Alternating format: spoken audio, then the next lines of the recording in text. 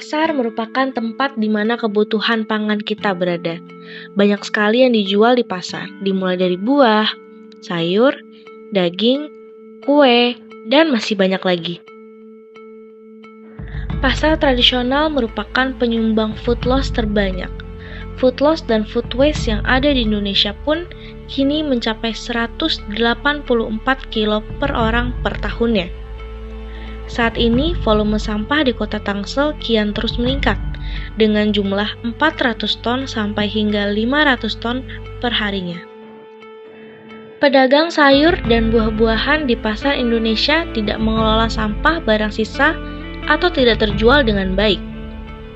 Belum adanya strategi pengelolaan sampah, melihat masih banyaknya sayur atau buah yang tidak habis terjual dan kemudian berakhir di tempat pembuangan sampah.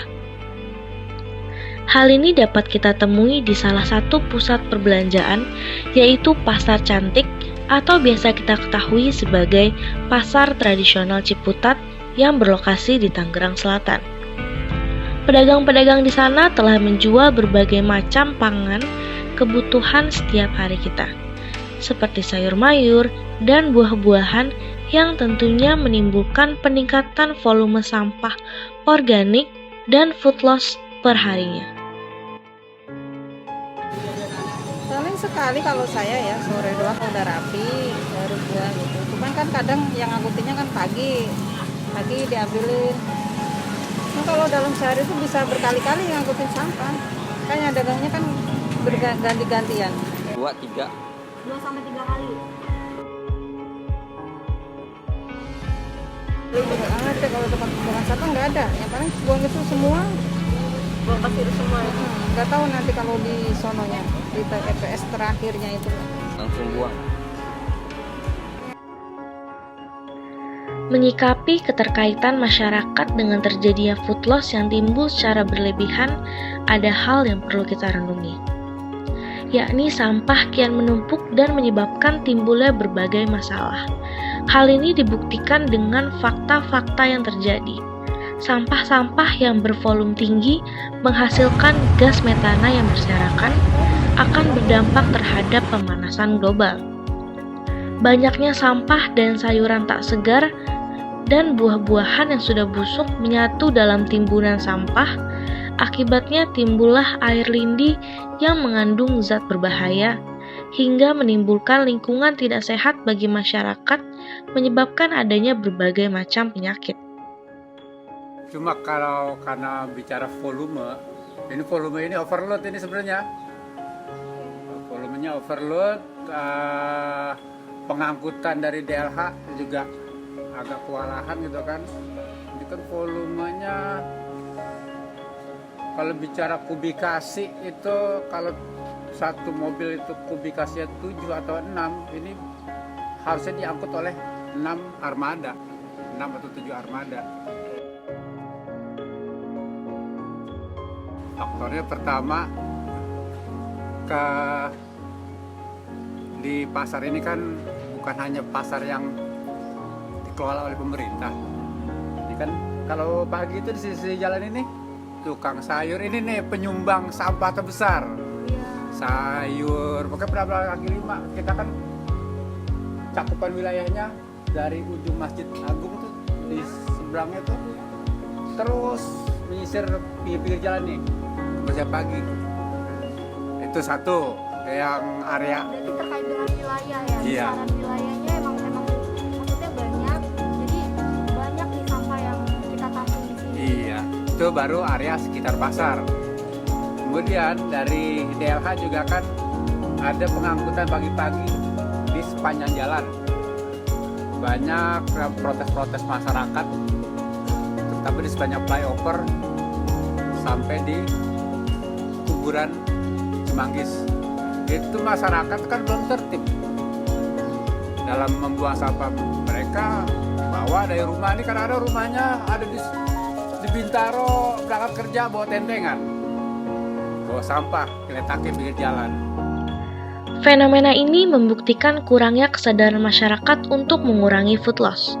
Tidak hanya karena kurangnya edukasi pengetahuan mengenai food loss dan pengelolaan sampah, namun melainkan adanya sikap acuh tak acuh dari masyarakat atas kepedulian terhadap lingkungan. Dapat tentang lingkungan pasar Ciputat tuh gimana, kayak ramai atau enggak? Ramai banget, cuman agak bau. Rame Bu Neng.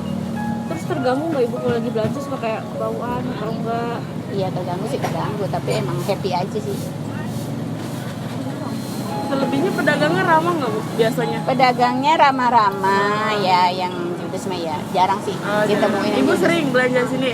Hampir tiap hari. Salah satu cara yang dapat dilakukan dalam menanggapi fenomena tersebut adalah dengan melakukan pengelolaan produksi yang baik itu dari pihak pedagang, petugas kebersihan, maupun pemerintah setempat.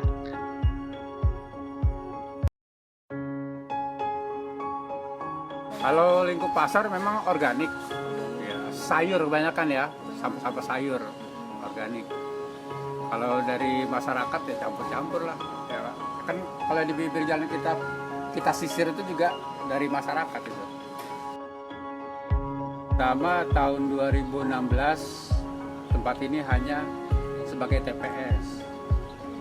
Kemudian 2017 ada usulan dibangunlah ini TPS 3R. Ya, TPS 3R fungsinya adalah sebelum sampah dibuang ke TPA, dipilah mana yang bermanfaat segala macam, mana yang punya nilai ekonomi. Cuma ya itu, kita dalam mengelola TPS 3R ini kekurangan tenaga dengan volume sampah yang begitu banyak gitu. Harusnya kan bicara kalau sudah ada TPS 3R yang dibuang ke TPA hanya residu yang nggak bisa dimanfaatkan lagi ya, cuma karena memang tenaga pun terbatas di sini ya, kayak saya misalnya ya, menghimbau dan mengelola pedagang kelapa ya, daripada ampasnya dibuang dilempar ke sana, pisahin, kumpulin. Dan itu tuh kan kelihatan tumpukan ampas tuh ya. Nah, yang kupasan kulit-kulitnya juga ini masih punya nilai ekonomi nih, bisa dijual gitu. Termasuk sabutnya gitu.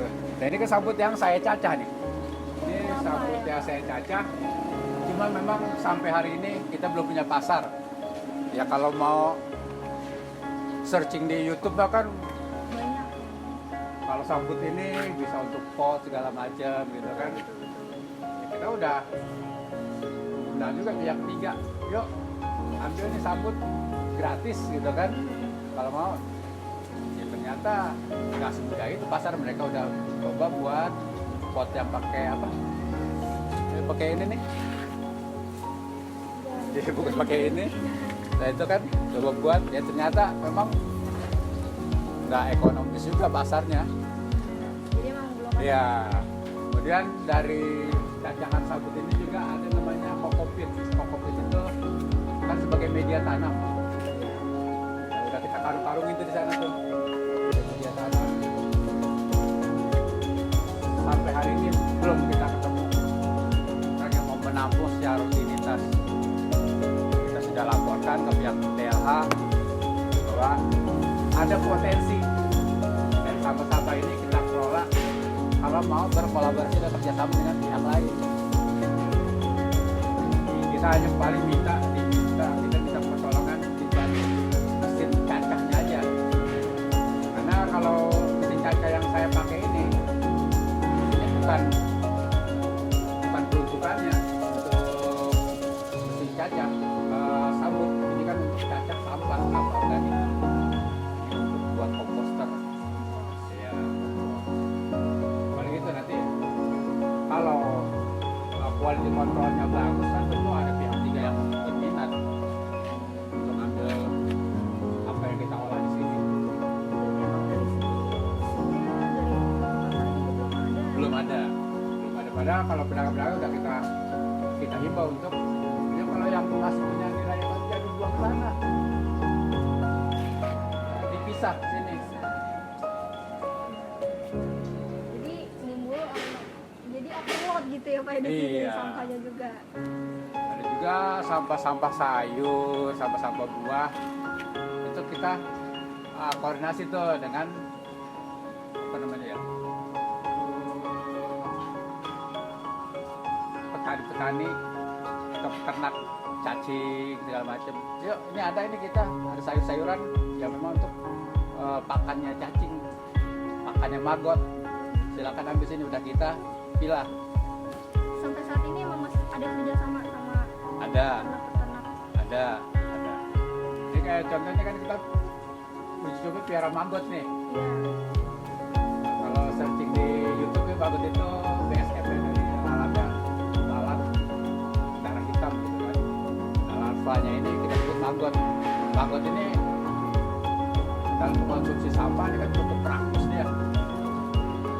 Di pihak DLH masih dianggap efektif nih kita piara maggot, atau ada pihak lain yang piara maggot, silakan ambil sampah dari sini. Strategi yang dilakukan pedagang dalam mengelola bahan yang dijual juga menjadi proses penting yang dapat dilakukan untuk menghentikan peningkatan food loss yang terjadi di pasar tradisional Ciputat.